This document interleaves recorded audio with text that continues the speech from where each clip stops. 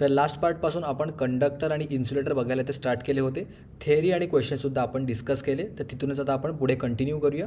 तर विद्युत क्षेत्रात वापरण्यात येणारे काही मंद वाहके म्हणजे बॅड आपण कंडक्टर ज्याला म्हणू शकतो तसे काही एक्झाम्पल्स बघून घेऊया आणि पुढे क्वेश्चन्सला आपण स्टार्ट करूया. तर टंगस्टन सगळ्यात पहिल्यांदा आहे, ज्याचा वितरण बिंदू डायरेक्टली विचारला जातो. अराऊंड 3400 डिग्री सेल्सिअस म्हणजे 3400 डिग्री सेल्सिअसच्या आसपास एवढा जास्त असतो, खूप जास्त असतो. त्याची यांत्रिक शक्ती मेन चांगली असते आणि थंड अवस्थेत असताना तो लवचिक असतो आणि एकदा गरम अवस्थेत गेला की हा एकदम कठीण बनतो, हार्ड बनतो. त्यानंतर ह्याच्या अतिशय बारीक बारीक तारासुद्धा काढता येतात. पण ह्याचा सगळ्यात एक मोठा ड्रॉबॅक आहे की वातावरणातील ऑक्सिजनमुळे ह्याचं ऑक्सिडेशनची क्रिया होते, त्यामुळे ह्याला आपण ओपनमध्ये वापरू शकत नाही. ह्याला नेहमी एक क्लोज आवरणामध्ये आपण ठेवतो. जसं की दिवे जे आपले बल्ब असतात हे तुम्ही बघितले असेल, टंगस्टन बल्ब ज्याला आपण म्हणतो, किंवा फ्लोरोसन ट्यूब फिलामेंट असतात ह्याच्यामध्ये सुद्धा आपण यूज केला जातो, किंवा ह्याचे इलेक्ट्रॉड म्हणून त्याला आपण यूज केला जातो. हे बल्ब आपण बऱ्याच ठिकाणी बघितले असेल, आधी आपण हेच बल्ब वापरायचो. त्याच्या आतमध्ये जो काय तार असते, फिलामेंट असतं, ते टंगस्टनचं असतं आणि बऱ्याच त्याच्यातून जेवढा जास्त इलेक्ट्रिसिटी फ्लो होते तेवढा जास्त तो ग्लो होतो, गरम होतो आणि लाईट येते इमिट करतो, म्हणजे त्याच्यातून प्रकाश येतो, बाहेर येतो, पण वितळत नाही. तो किती पण जास्त दिलं तरी कधीपर्यंत 3400 डिग्री सेल्सिअस जाईपर्यंत तो वितळत नाही. हा त्याचा खूप जास्त मोठा एक ॲडव्हान्टेज आहे. त्यानंतर नायक्रोम हा मिश्र धातू आहे. नायक्रोम नावाप्रमाणेच लक्षात ठेवू शकतो, निकेल आणि क्रोमियम तशीच त्याची नावंसुद्धा दिलेली आहेत. ह्याच्यामध्ये 75% निकेल वापरलेलं आहे आणि 20% क्रोमियम वापरलेलं आहे. लोखंड मॅंगनीज तुम्ही नाही लक्षात ठेवलं तरी चालेल, कारण नावावरूनच हे दोन धातू आहेत ते सगळ्यात मोठे आहेत. 75% निकेल आणि 20% क्रोमियम. नाही म्हणजे निकेल आणि क्रोमियम. तर ह्याच्यामध्ये काय आहे, हे शेगडी, इस्त्री, हीटर ऑब्व्हियसली जिथे गरम करता येतं असे सगळे आपण वापरतो. ज्याचा रेझिस्टन्स आहे तो खूप जास्त असतो, म्हणजे विरोध खूप जास्त असल्यामुळे ह्याला आपण ॲज अ हीटिंग एलिमेंटसारखं ह्याला वापरू शकतो. शेगडी म्हणा, इस्त्री म्हणा, heater, किटली, hot plate, toaster, geyser, विद्युत भट्ट्या हे सगळे हीटिंग एलिमेंट म्हणून त्याचा यूज करतो. हीटिंग म्हणजे गरमी, उष्णता जिथे बनवता येतं, कारण हीटिंग एलिमेंटसाठी जास्त उष्णता सहन करण्याची क्षमता असली पाहिजे. ज्याच्यासोबत टेम्परेचर कोइफिशियंट ऑफ रेझिस्टन्स आहे तो त्याचा कमी असला पाहिजे. हे सुद्धा एक इम्पॉर्टंट आहे, डायरेक्टली विचारलं जाऊ शकतात. टेम्परेचर कोइफिशियंट ऑफ रेझिस्टन्स कमी असला पाहिजे. तर टेम्परेचर कोइफिशियंट ऑफ रेझिस्टन्स म्हणजे काय नंतर आपण डिस्कस करूया, पण थोडं तुम्हाला सांगतो त्याचा आयडिया की जसं जसं तापमान बदलेल त्या टेम्परेचरसोबत ह्याचं जे रेझिस्टन्सची व्हॅल्यू आहे ती चेंज नाही झाली पाहिजे, ज्यामध्ये कुठला बदल नाही आला पाहिजे. जसं तापमान वाढेल त्याप्रमाणे रेझिस्टन्सची व्हॅल्यू बदलली नाही पाहिजे. हे ज्या कोइफिशियंटने आपण दर्शवतो त्याला आपण म्हणतो टेम्परेचर कोइफिशियंट ऑफ रेझिस्टन्स. तो सगळ्यात कमीत कमी असला पाहिजे. कमीत कमी जो कोइफिशियंटची व्हॅल्यू कमीत कमी असेल याचा अर्थ तो तापमानासोबत बदलत नाही. आणि त्याचा विशिष्ट विरोध म्हणजे रेझिस्टन्स, स्पेसिफिक रेझिस्टन्स जो आहे, विशिष्ट विरोध ना, स्पेसिफिक रेझिस्टन्स त्याचा जास्त असला पाहिजे. ओके, जाऊया पुढे.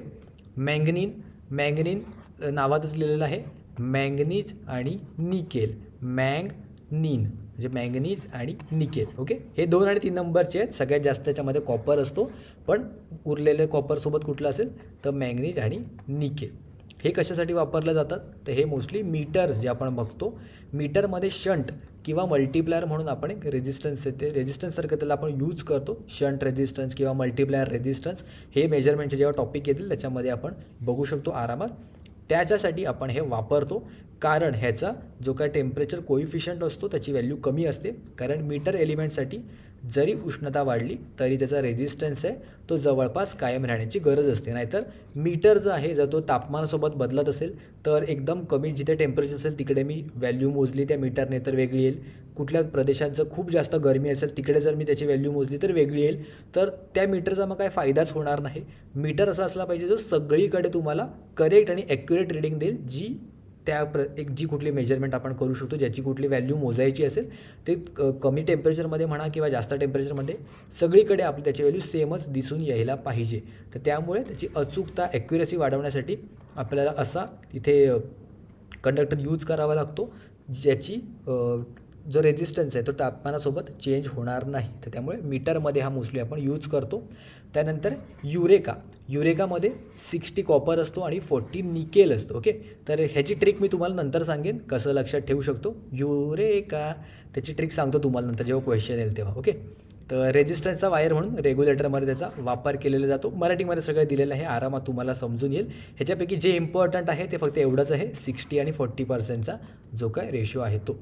त्यानंतर आहे कार्बन. कार्बन आपण कशाला मोस्टली यूज करतो, तर कार्बन ब्रशेस सगळ्यात मोठा त्याचा फायदा आहे.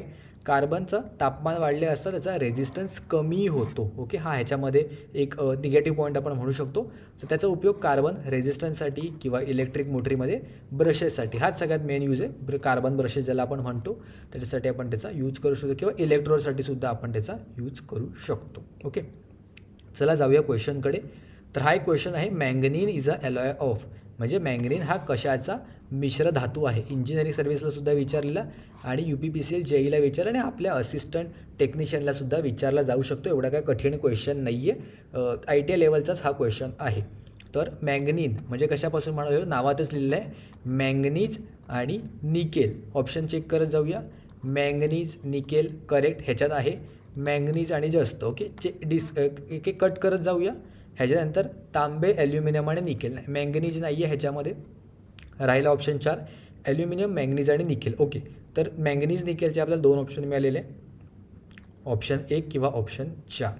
ओके, तर जेव्हा कुठे आपल्याला मिक्स करायचं असेल ना कशासोबत, मोस्टली तांबच आपण वापरतो. आत्ता पण आपण बघितलं ह्याच्यामध्ये सुद्धा मँगनीनमध्ये सुद्धा तांबच वापरलेलं, कॉपर वापरलेलं आहे. युरेकामध्ये सुद्धा आपण कॉपरच वापरलेलं आहे. जिथे मिक्स करायचं असेल तिकडे सगळीकडे आपण कॉपरच वापरतो मॅक्झिमम अमाऊंटमध्ये. ठीक आहे, तर त्यामुळे ॲल्युमिनियम आणि जर तांब या दोघांमध्ये कन्फ्युजन असेल तर नेहमी तांबा ऑप्शन सिलेक्ट करा जेव्हा मिश्र धातू बनवायचा असतो तेव्हा. तर त्यामुळे ऑप्शन 1 आपला करेक्ट येईल. आणि तसंही आपण चेकच केलं की कॉपर, मँगनीज आणि निकेल ह्याच्यापासून आपला जो ॲलॉय आहे तो बनलेला असतो. जाऊया पुढे. Which of the following is not an insulator. Okay, इन्सुलेटरकडे आपण अजूनपर्यंत गेलेलो नाही आहे, एक्झाम्पल नाही बघितलेत, पण एक कॉमन सेन्स नावाची गोष्ट असते जी सगळ्यांकडे असते, ती आपण वापरूया आणि बघूया. ग्लास, मायका, वूड आणि गोल्ड ह्याच्यापैकी त्याने नाही आहे इन्सुलेटर असं विचारलेलं आहे. तर 4 ऑप्शनपैकी आपल्याला दिसतं इथे की गोल्ड आहे. मला माहिती आहे की गोल्डमधून इलेक्ट्रिसिटी फ्लो होऊ शकते कारण तो एक धातू आहे. तर त्यामुळे हा इन्सुलेटर कधीच होऊ शकत नाही. तर भले मला हे उरलेले 3 जरी माहिती नसले तरीसुद्धा मी ऑप्शन टिक करून येऊ शकतो. आणि पेपरला, कॉम्पिटेटिव्ह एक्झामला कॉमन सेन्स खूप जास्त मॅटर करतो.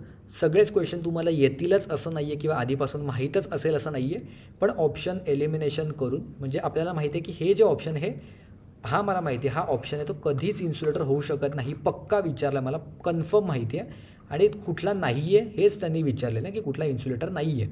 तर त्यामुळे ऑप्शन 4 मी टिक करून येऊ शकतो. थोडं आपल्याला अलर्ट राहावं लागेल पेपरला. त्यानंतर पुढचा क्वेश्चन आहे, मापन यंत्रणासाठी शंट बनवण्यासाठी वापरलेली सामग्री कुठली आहे. म्हणजेच the material use for making shunt for the measuring instrument is. कुठला क्वेश्चन आहे हा, तर दिल्ली मेट्रोला क्वेश्चन विचारला गेला होता ज्युनियर इंजिनियरला 2018ला. इंडियम, मँगनीन, निकेल आणि लीड. कुठला आपण बघितलेला इथे, मँगनीन, निकेल, लीड, इंडियम ह्यापैकी. तर मँगनीन ह्याचं करेक्ट उत्तर येईल. त्याचं बघितलं कारण हा टेम्परेचरप्रमाणे चेंज होत नाही. त्यामुळे शंट बनवण्यासाठी, म्हणजे शंट म्हणजे पॅरलल पाथ. शंटचा अर्थ आहे बेसिकली पॅरलल पाथ. एक रेजिस्टर असतो, एक मीटर असतो, तुझं करंट वगैरे मेजर करत असतो, तर त्याच्या पॅरललमध्ये आपण अजून एक रेजिस्टन्स लावतो. त्यामुळे त्याची जी काय कॅपॅसिटी असते करंट मोजायची ती खूप जास्त वाढते. हे तुम्हाला फक्त एक बेसिक आयडिया दिली. नंतर आपण बघूया, ह्याच्यामध्ये क्वेश्चन बऱ्याचदा विचारले गेलेले आहेत. ओके, जाऊया पुढे.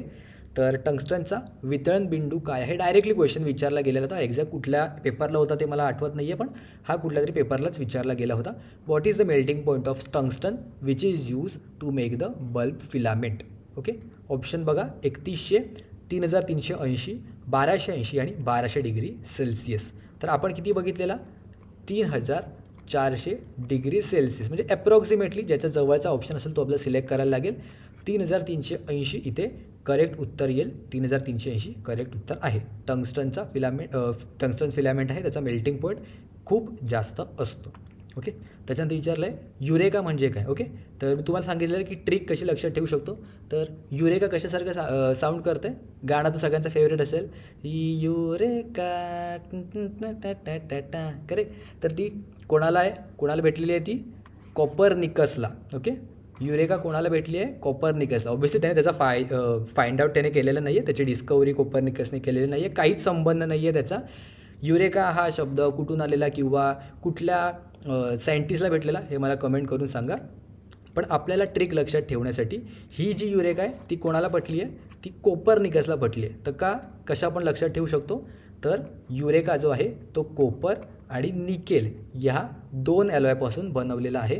म्हणून त्याच्यासाठी आपण ही ट्रिक बनवलेली आहे की ही जी युरेका आहे ती कोपर्निकसला पटलेली, म्हणजे कॉपर आणि निकेल. ओके, तर यापुढे कधी पण युरेका बाबतीत क्वेश्चन आला तर तुम्हाला हा चेहरा डायरेक्टली लक्षात आला पाहिजे. आणि हे गाणं ऑब्व्हियसली डोक्यात तर वाजतच असेल तुमच्या. तर कॉपर किती % असतो, 60%, आणि उरलेला निकेल असतो तो असतो 40%. ठीक आहे, कधीच विसरणार नाही. आय होप हा क्वेश्चन आला तर सगळ्यांनी ज्यांनी हे व्हिडिओ बघितले त्यांना फुल मार्क्स मिळाले पाहिजे.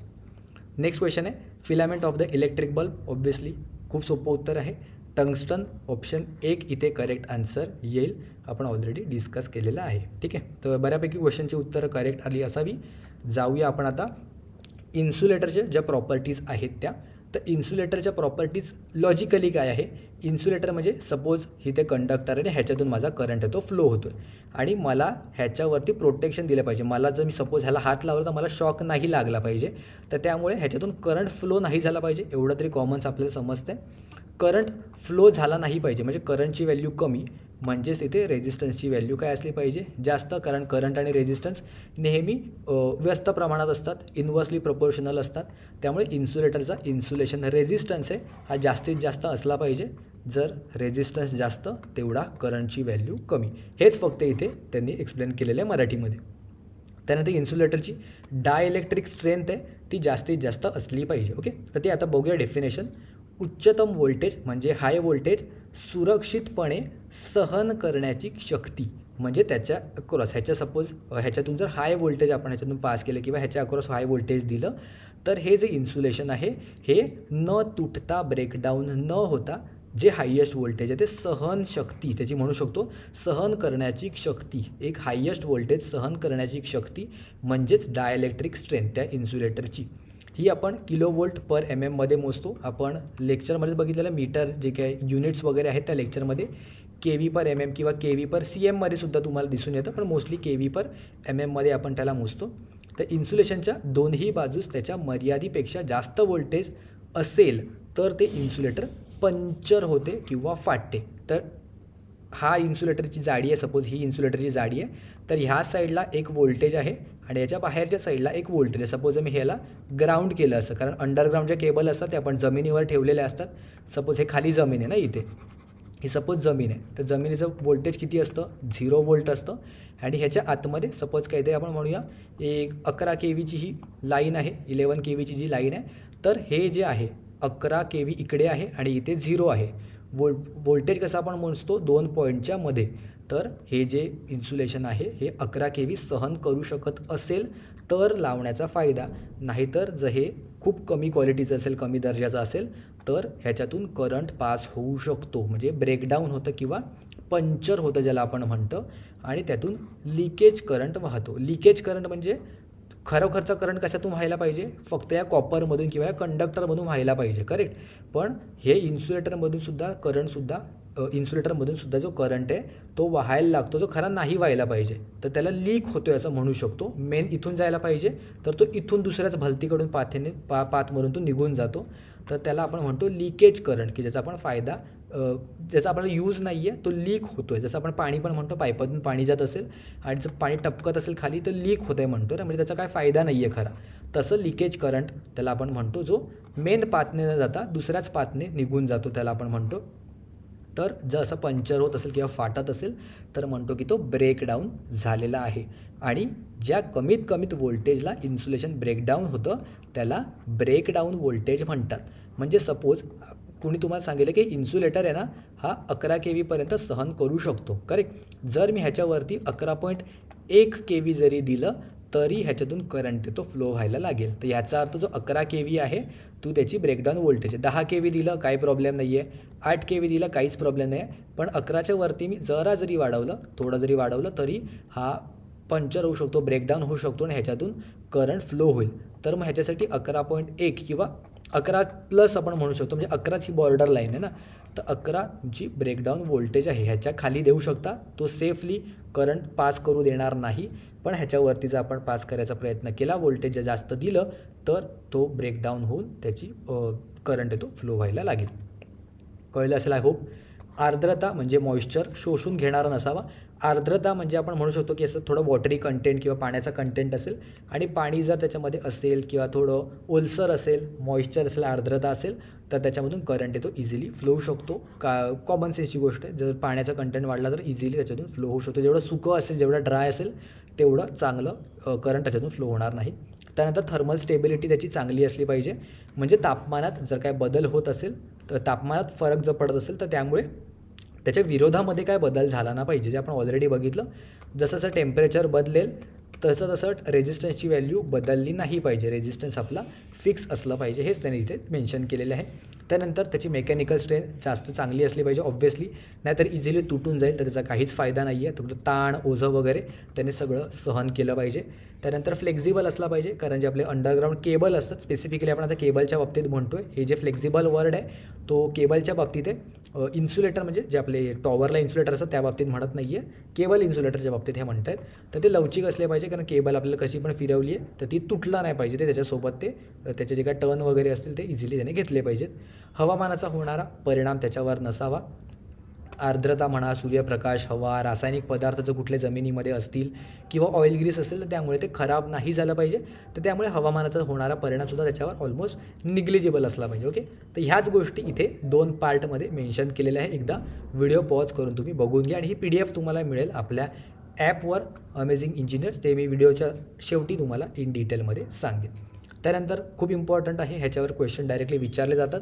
जे इन्सुलेटर आहेत त्याचं टेम्परेचरवर, वर्किंग टेम्परेचर म्हणजे किती हायेस्ट टेम्परेचरवर ते सहजपणे वर्क करू शकतात, ब्रेकडाऊन न होता, पंचर न होता, त्याची एक रेंज दिलेली आहे. तुम्हाला डायरेक्टली विचारला जाऊ शकतो. वर्ग म्हणजे क्लास विचारला जाऊ शकतो, class A, class B, class E, त्याच्यासाठी किती वर्किंग टेम्परेचर असतं त्याचं, तर हे तुम्हाला डायरेक्टली विचारलं जाऊ शकतं. ह्याची ट्रिक काय आहे, YAE, BF आणि HC. ओके, वायच्या जागी मी ट्रिकसाठी U लक्षात ठेवतो. UAE म्हणजे दुबई आपण ज्याला म्हणतो, युनायटेड अरब एमिरेट्स.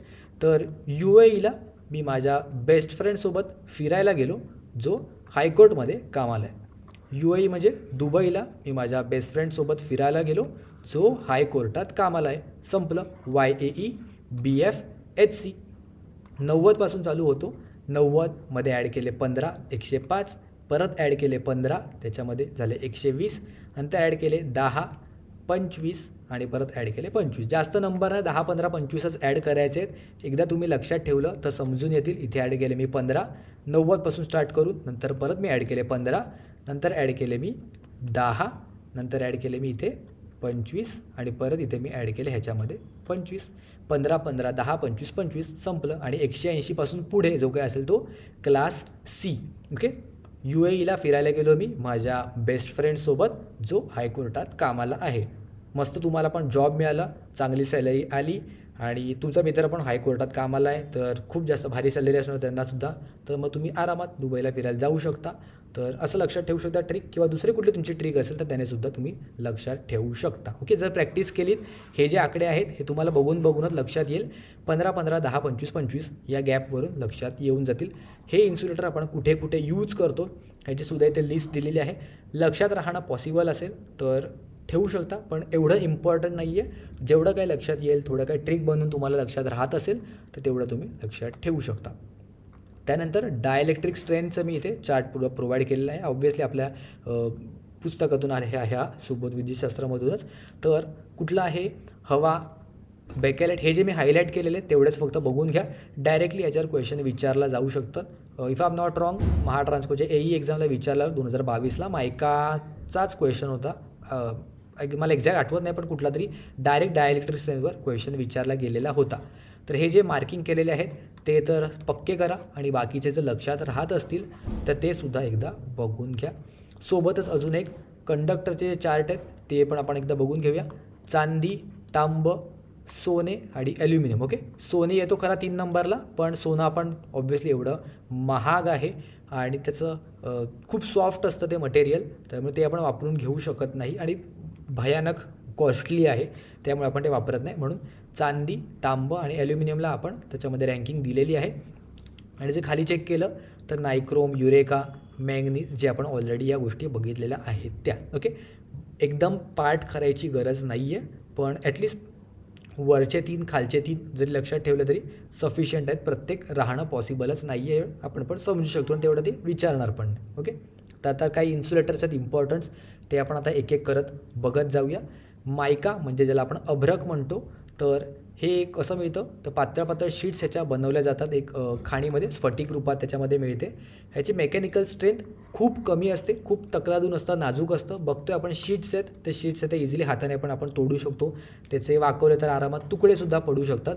तर ज्या ठिकाणी यांत्रिक शक्ती चांगली पाहिजे असते, म्हणजे मेकॅनिकल स्ट्रेंथ जिथे जास्त पाहिजे, तिकडे आपण ह्याला ऑब्व्हियसली नाही यूज करू शकत.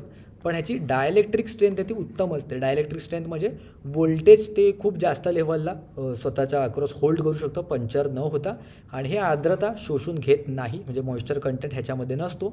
तर त्यामुळे हीटिंग एलिमेंटचे इन्सुलेशन म्हणून किंवा कम्युटेटर सेगमेंटमध्ये इन्सुलेशन, म्हणजे जर कुठे वाइंडिंग वगैरे असेल कम्युटेटर सेगमेंटमध्ये, कम्युटेटर सेगमेंट काय आहे ते आपण नंतर बघूया जेव्हा आपण मशीन्स किंवा मोटरचे जेव्हा आपण टॉपिक चालू करू त्यावेळेला. तर कम्युटेटर सेगमेंटमध्ये मध्ये मायका शीट्स आहेत त्या लावलेल्या असतात इन्सुलेशन म्हणून. त्यानंतर आहे वल्कनाइज इंडियन रबर. हा केबलमध्ये आपण यूज करतो, ज्याच्यामध्ये 5% तुमचं गंधक म्हणजे सल्फर आपण यूज केलेलं असतं आणि झिंक ऑक्साईड मिसळून हा तयार केलेला आहे. साध्या रबरामध्ये जर मी 5% गंधक टाकलं, सल्फर टाकलं, तर त्याची यांत्रिक शक्ती वाढते. तर तो जो रबर बनेल त्याला आपण म्हणतो वल्कनाइज इंडियन रबर. ओके, त्याची डायलेक्ट्रिक स्ट्रेंथ चांगली असते, परंतु तापमानाचा परिणाम झाल्यावर यांत्रिक शक्ती व डायलेक्ट्रिक स्ट्रेंथ येते कमी होऊ शकते. म्हणून याचा उपयोग आपण कमी व मध्यम दाबाच्या तारावर इन्सुलेशन म्हणून यूज करतो. जास्त नाही, हेवी एक्स्ट्रा हाय व्होल्टेजला, सुपर व्होल्टेजला नाही वापरू शकत. लो व्होल्टेज टू मिडियम व्होल्टेजपर्यंत आपण ह्याला यूज करतो. त्यानंतर PVC पॉलिव्हिनाइल क्लोराईड पाईप वगैरे बनवलेले असतात, आपण बऱ्याचदा यूज केलं आहे, माहिती पण आहे. प्लॅस्टिक पण त्याला म्हणतात.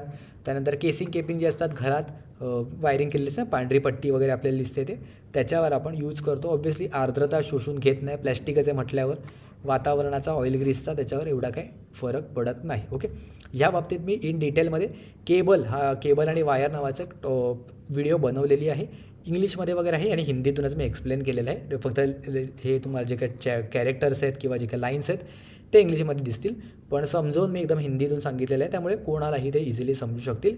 BMC JEEच्या प्लेलिस्टमध्ये मिळतील तुम्हाला. आणि जोपर्यंत आपल्या ह्या व्हिडिओ अपलोड होत आहेत एक एक करत, जसा मला टाईम मिळतो तसा मी अपलोड करतो आहे, पण सोबतच तुम्हाला मॅक्झिमम पोर्शनचं कवर करायचं असेल तर साईड बाय साईड तुम्ही ही BMC JEEची प्लेलिस्टसुद्धा एकदा नक्की बघू शकता. 42 का 43 व्हिडिओ याच्यामध्ये अपलोड झालेले आहेत आणि सगळ्या आपल्या कामाच्याच आहेत, सगळ्यात फायदेशीर होणार आहेत.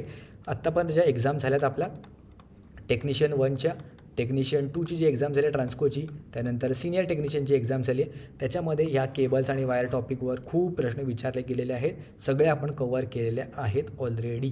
ओके, तर जाऊन तुम्ही ती व्हिडिओ बघा, लिंक खाली डिस्क्रिप्शनमध्ये मिळेल. त्यानंतर बॅकेलाईट कुठे यूज होतो, आपण हे मीटर वगैरे बघितले असतील, वाटतं ना आपल्याला ते प्लॅस्टिक वगैरे वाटतं, पण ते प्लॅस्टिक नाही आहे, ते बॅकेलाईटपासून बनवलेलं असतं. ह्याच्यावरसुद्धा आर्द्रता शोषून घेत नाही हा. तेल, ग्रीस, आम्ल ह्याचा काहीही परिणाम होत नाही. मोस्टली पॅनल वगैरे जे असतात इलेक्ट्रिकल पॅनल, त्याला आपण हे बऱ्याचदा यूज करतो. Switches, socket, holder, accessories, base व कवर ह्याच्यापासून बनवतो आपण. ओके, त्यानंतर चिनी माती किंवा पोर्सिलिन जे आपण म्हणालो, इलेक्ट्रिकल जे इन्सुलेटर्स आहेत त्याच्यासाठी आपण यूज करतो. तर ह्याच्यामध्ये जे फ्लेक्झिबिलिटी म्हणालेलो ते आपण ह्या बाबतीत नव्हतो म्हणालेलो, जे मगाशी आपण म्हणालो फ्लेक्झिबिलिटी असली पाहिजे, ते ह्याच्या बाबतीत नव्हतं, ते केबलच्या इन्सुलेशन बाबतीत होतं. तर चिनी माती म्हणजे पोर्सिलिनपासून बनवलेले इन्सुलेटरचा पृष्ठभाग मुलामा देऊन चकचकीत केलेला असतो, दिसते इथे एकदम शायनी चकाचक. याची यांत्रिक शक्ती, मेकॅनिकल स्ट्रेंथ आणि डायलेक्ट्रिक स्ट्रेंथ जास्त असते, त्यामुळे खूप एक्स्ट्रा हाय व्होल्टेजला सुद्धा आपण ह्याला वापरू शकतो. यावर हवामानाचा, रसायनाचा परिणाम होत नाही, तसेच आर्द्रता व उष्णता रोधक आहे. Fuse, KitKat, switches, sockets, holder, overhead line insulator सगळीकडे आपण ह्याचा यूज करतो. सोबतच ग्लास, काच, माहिती आहे आपल्याला इलेक्ट्रिसिटीचा फ्लो होत नाही, कदाचित तुम्हाला नवल वाटेल, पण काचेपासून सुद्धा आपण इन्सुलेटर इथे यूज करतो. ट्रान्समिशन टॉवरमध्ये इन्सुलेटर बऱ्याचदा यूज केलेले आहेत. इथे डायग्रामच मी दाखवलं तुम्हाला, रिअल फोटो आहे हा, आणि झूममध्ये बघायचं तर असं दिसून येऊ शकतं. ओके, ह्याच्यामध्ये सुद्धा आम्ल अल्कलीचा काही परिणाम होत नाही, आर्द्रता शोषून घेत नाही. फक्त एक आहे की ती काच ते ठिसूळ असते. ऑब्व्हियसली काच जर आपटली तर लगेच फुटू शकते, पण बाकी सगळ्या बाबतीत इलेक्ट्रिकल जर बघायचं असेल तर खूप जास्त चांगलं आहे. त्यानंतर आहे इम्प्रेग्नेटेड पेपर. इम्प्रेग्नेटेड पेपर काय असतो, एक साधा कागदाला आपण खनिज तेलात जर बुडवून त्याला सुकवतात तर त्याला इम्प्रेग्नेटेड पेपर म्हणतात. त्यामुळे त्याची डायलेक्ट्रिक स्ट्रेंथ आहे ती खूप जास्त वाढवते तेलात बुडवल्यामुळे. ते पण आपलं साधं तेल नसतं, घरचं खोबरेल तेल किंवा कुठलं काय बोलतात त्याला भज्या तळतो त्याचं तेल नसतं, ते खायचं तेल नसतं, खनिज तेल असतं ते. तर त्या प्रॉपर्टीमुळेच त्याला आपण इम्प्रेग्नेटेड पेपर बनवण्यासाठी वापरतो. तर अशा पेपरचा उपयोग केबलमध्ये कोर इन्सुलेशन किंवा कॅपॅसिटरमध्ये डायलेक्ट्रिक म्हणून यूज करतो.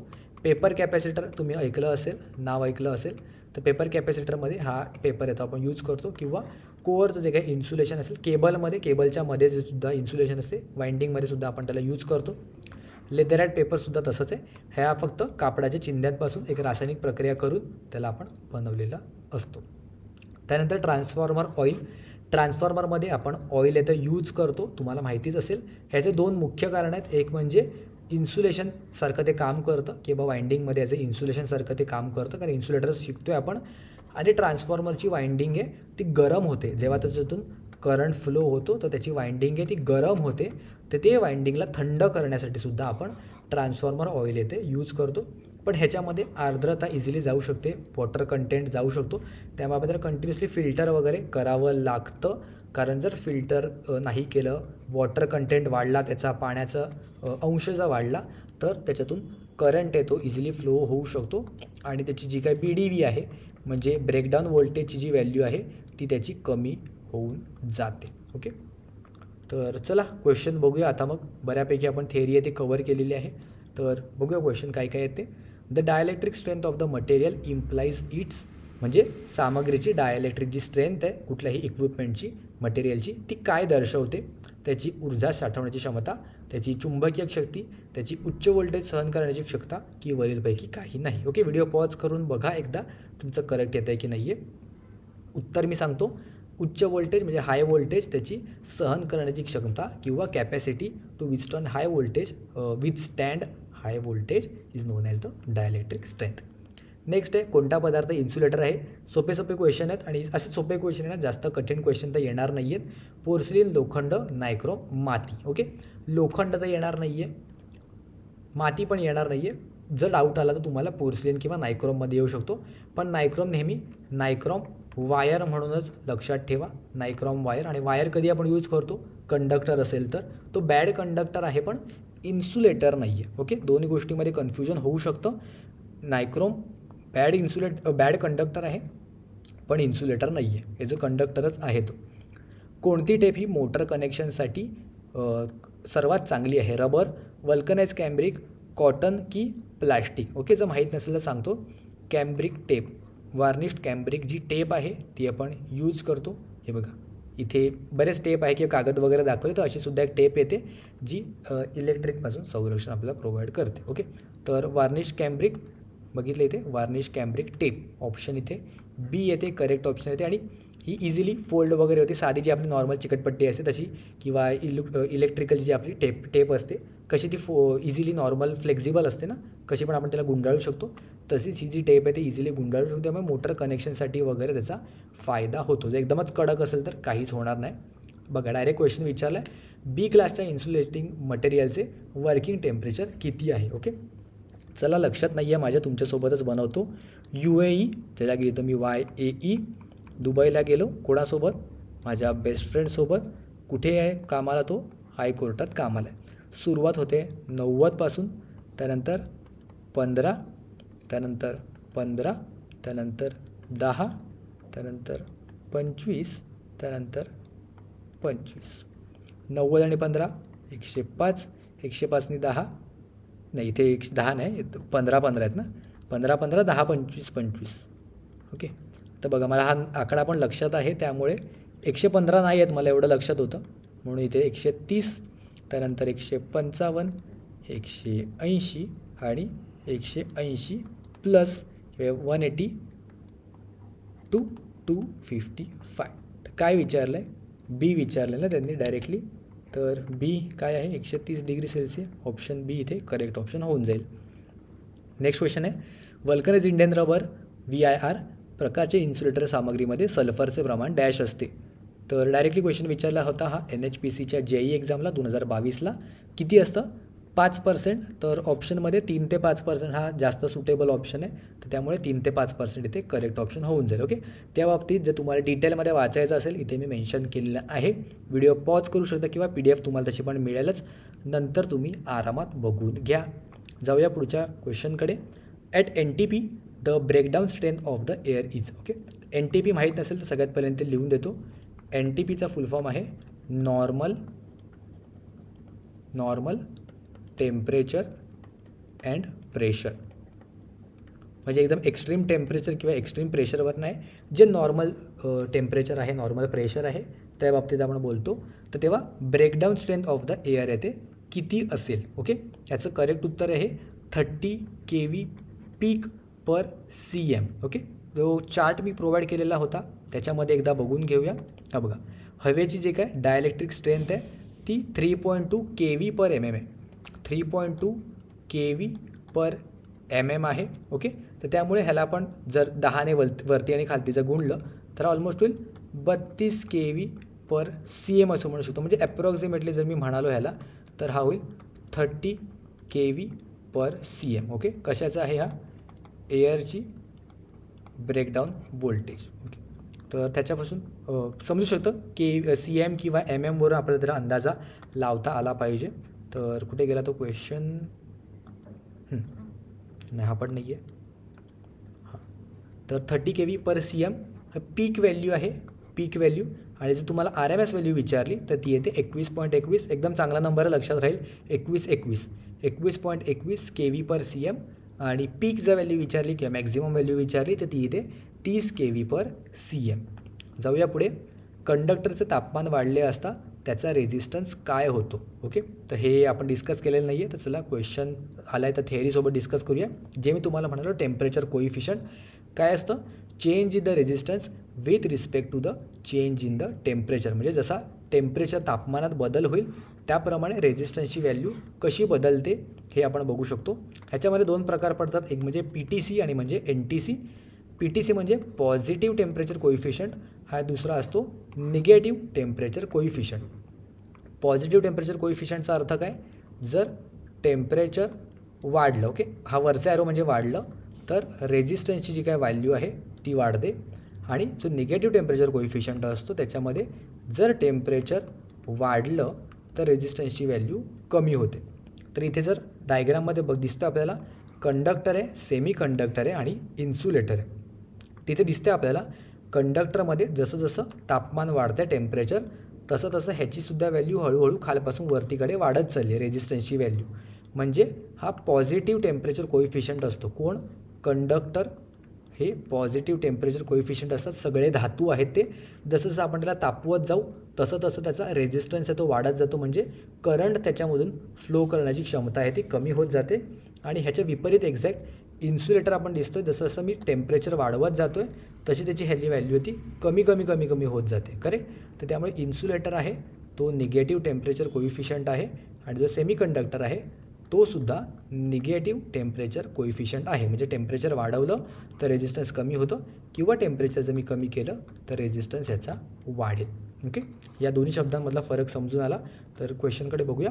कंडक्टरचे तापमान वाढले असता त्याचा रेझिस्टन्स काय विचारलं त्याने, कंडक्टर म्हणजे धातू, त्याचं तापमान जर वाढलं तर काय होतं, रेझिस्टन्स वाढतो. ऑप्शन सी इथे करेक्ट ऑप्शन येईल. सिमिलरली ह्याच क्वेश्चनमध्ये कंडक्टरच्या आधी तुम्हाला सेमीकंडक्टर विचारतील किंवा इन्सुलेटर विचारतील तर त्यावेळेला तुम्हाला त्याचं उत्तर येईल कमी होतो जर टेम्परेचर वाढलं तर. करेक्ट. मला वाटतं सगळ्या गोष्टी समजल्या असतील. आत्तापर्यंत जे आपण शिकवलं ते समजलं असेल.